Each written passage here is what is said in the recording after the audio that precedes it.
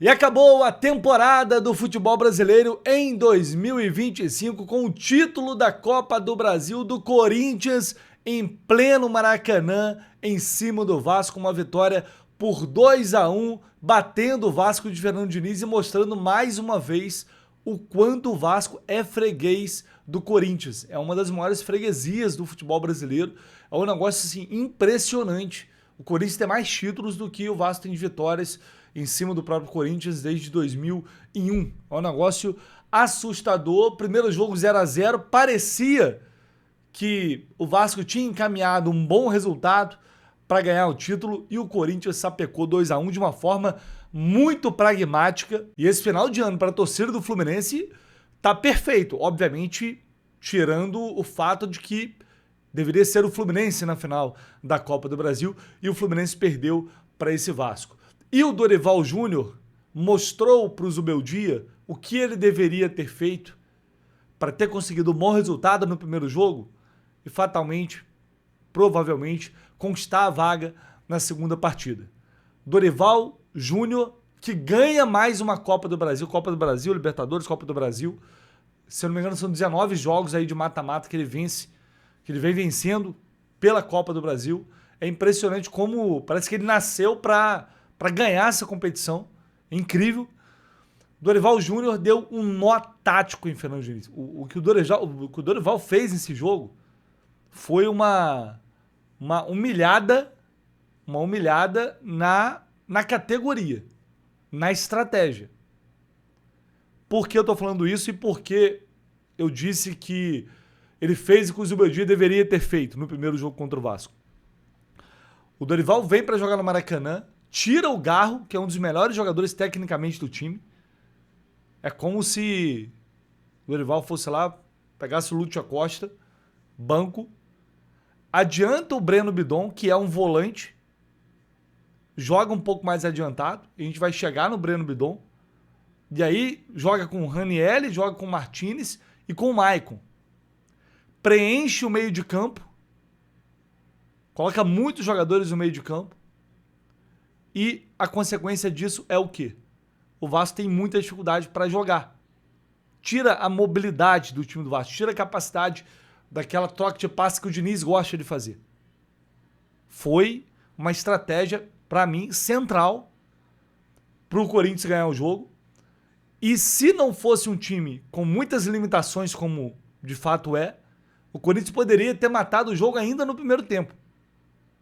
O Yuri Alberto, que fez um bonito gol, que o Léo Jardim não sai dele, dominou a bola, fez o gol, poderia ter feito o segundo gol, que para mim era mais fácil do que o primeiro.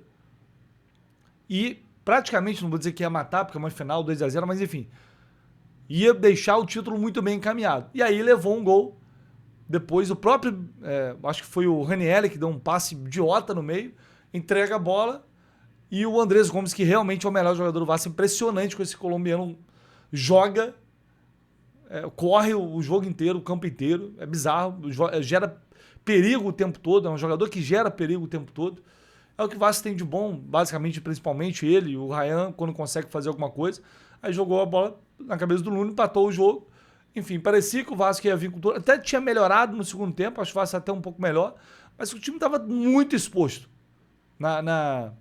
No melhor estilo, ou no pior estilo do Fernando Diniz. Estava muito exposto. E o Corinthians era claramente um time que estava ali para ter mais uma oportunidade de fazer o gol e tchau. E um abraço, matar o jogo. E foi o que fez naquele contra-ataque. E aí, para coroar, aquele golaço, para coroar o nó tático em Fernando Diniz e esse título, a jogada do Breno Bidon é qualquer coisa, né? A jogada do Breno Bidon assim, parecia... Olha, ele recebe a bola, olha, cara, impressionante. Jogada de craque. Isso aqui é jogada de craque. O Breno Bidon é um bom jogador. Não é espetacular, mas nessa jogada aí é papo de Zidane isso aí. E aí sai o contra-ataque, né, que o Yuri Alberto, que tem muita dificuldade, mas chega na final, o cara fez um gol e deu uma assistência. E o Memphis, que é um jogador muito, muito decisivo também. Dali sai o segundo gol do Corinthians, em cima de quem? Esse drible em cima de quem? Uma bola que o Puma perdeu lá, veio parar nos pés dele, em cima do Barros. Eu falei, eu só não imaginava que essa conta ela fosse chegar tão rápida. Quem lembra disso aí? Na semana passada, depois de ganhar do Fluminense, o Barros fez isso daí, em cima do escudo do Fluminense. Total desrespeito ao clube, porque isso não é só uma provocação. Ah, vou provocar, pô, Série C, não sei o que e tal. Essas provocações que fazem parte do futebol, você vai lá, manda a torcida ficar quieta e tal. Tudo isso é provocação. Isso aí é desrespeitar o clube. É querer realmente humilhar o clube, pisar, sabe? É demonstrar e fazer questão de mostrar isso. Talvez ele não esperasse que fosse ser filmado nesse momento. E aí eu disse pra ele, olha, Cauã Barros, Felipe Melo falou isso aqui, eu trouxe nesse vídeo. Você não é ninguém no futebol, Cauã Barros. Você não é ninguém no futebol. Eu só não imaginava que a conta fosse chegar tão rápido assim, do jeito que chegou, com ele sendo humilhado nesse drible do Breno Bidon. Mas eu falei na época, cuidado, porque às vezes a arrogância, esse tipo de atitude, às vezes cobra um valor bem alto. Nem sempre, mas às vezes acontece. E tá aí o resultado. Poucos dias depois, tá aí o resultado. O Vasco perdendo o título com o Cauã Barros sendo humilhado pelo Breno Bidon. Isso aqui, por exemplo, vai todo mundo zoar.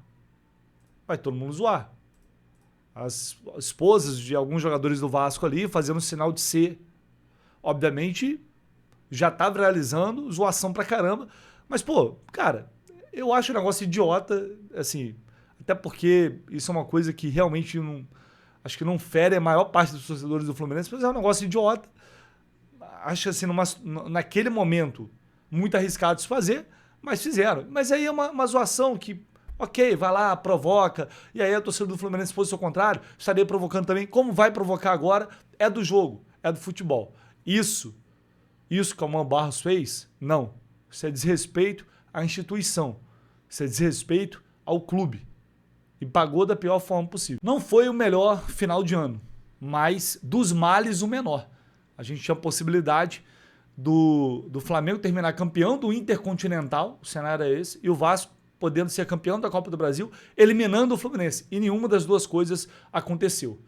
O sentimento que fica, um pouco de frustração, porque esse título, assim como o da Sul-Americana, era totalmente acessível, era totalmente possível. E o Fluminense ficou pelo caminho daquela forma, nos pênaltis, de uma maneira dramática. Então tem uma sensação de alívio, de alegria, obviamente, porque a gente está falando de rivais derrotados nessa reta final de ano, mas não dá para pensar, não dá para não imaginar que poderia ser o Fluminense conquistando esse título hoje lá no Maracanã. E com a vitória, o Corinthians, aí é uma coisa que nos interessa, vai para Libertadores, vai para o pote 2 da Libertadores. Eu ia fazer um vídeo justamente sobre isso. Aliás, esse vídeo também é para falar sobre isso. E o GE publicou uma matéria que eu vou utilizar aqui como base, assinada pelo Pedro Guevara e pelo Marcelo Neves. Vou colocar na tela para vocês. Ó. A gente já tem aqui possíveis cenários com o título do Corinthians e também com a definição do campeonato equatoriano. Tinham duas questões ali em aberto que era necessário acompanhar. Esse título, a vitória do Corinthians. Se o Corinthians sendo campeão, entra no pote 2. Se o Vasco ficasse com o título, entraria no pote 3. E eles lembram aqui que não é possível enfrentar brasileiros na fase de grupos, a não ser os que vêm da pré-Libertadores.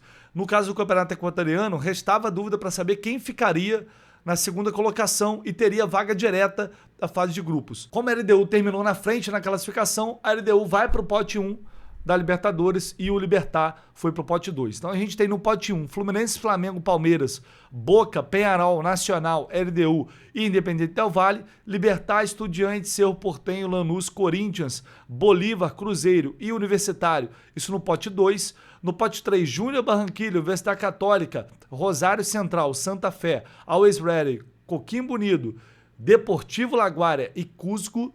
Você vê que é um pote 3 já com muitos times alguns times fracos, né? Ou pelo menos desconhecidos aí no cenário sul-americano, outros mais conhecidos como Rosário, Santa Fé, Barranquilla, e um pote 4 com Universidade Central, Platense, Independente Rivadavia da Argentina e Mirassol. E aí depois restam, portanto, as 4 equipes que vêm da pré-Libertadores. O Botafogo está lá e o Botafogo se ferrou bastante, porque vai pegar provavelmente o The Strongest da Bolívia, a altitude. Olha a situação, por isso é fundamental evitar a Libertadores. O Botafogo vai pegar uma altitude pesada já, o que é sempre um risco numa pré. Então a gente já tem aqui possibilidades, as possibilidades no pote 2, a exceção do Corinthians e Cruzeiro. O Fluminense pode enfrentar qualquer equipe aqui, claro, depende ali da composição do grupo em relação às regras do sorteio, distribuição. Se cair um argentino, não pode ter um outro argentino no pote 2, por exemplo. Vem um argentino do pote 3, entra no grupo do Fluminense, não vai poder ser um argentino do pote 2, vai ser outra equipe, enfim. Aí as regras que a gente já conhece e no dia do sorteio a gente vai relembrar tudo. Pote 3 são essas as possibilidades. Então aqui no pote 3, pote 2 não tem nenhuma altitude, né? Tem Bolívar. Tem Bolívar no pote 2, então a gente tem de altitude Bolívar no pote 2, pote 3 a gente tem Always Ready e o Cusco também. O Júnior Barranquilla não é altitude, mas é uma viagem muito longa, é a viagem mais longa. É lá em cima no norte da Colômbia, é muito longe, é uma viagem que incomoda demais. E pote 4, vamos ver o que vai vir aí desse pote 4, vai depender dos classificados aí a pré-Libertadores, mas desses times já garantidos aqui, nenhum absolutamente assusta. Então já temos aí um desenho, um cenário, depois a gente vai poder explicar isso um pouco melhor, já colocando ali, né, organizando os times por potes e tal. Acho que vale a gente fazer um conteúdo mais aprofundado, principalmente depois que, né, forem definidos os times da pré-Libertadores. Mas é isso. Voltamos com mais informações muito em breve. Janela está em andamento. Acho que essa semana a gente vai ter novidade, antes mesmo do Natal, em relação a possíveis reforços. Essa semana que vem, acho que serão semanas movimentadas e vocês vão acompanhar tudo aqui no canal do Lessa. Antes de encerrar, só um recadinho rápido.